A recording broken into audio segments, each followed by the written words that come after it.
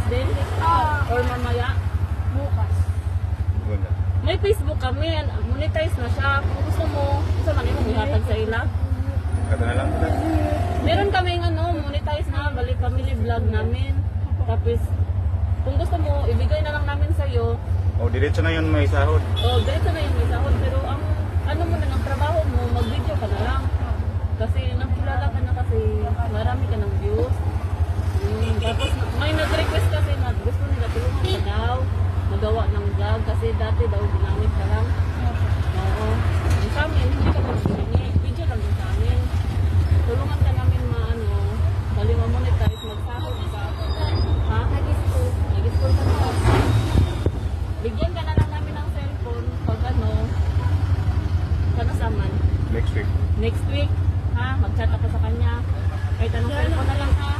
Hindi mo rin magbasa. Ikaw, marunong ka magbasa. Okay lang, basta magpatulong ka na lang sa kanya. Kung may sahod ko na, pwede mo bigyan siya. Share-share na lang kayo. Basta may tayo magkapatid kayo. Banto ko. Kapatid kami tatlo. Kayo tatlo?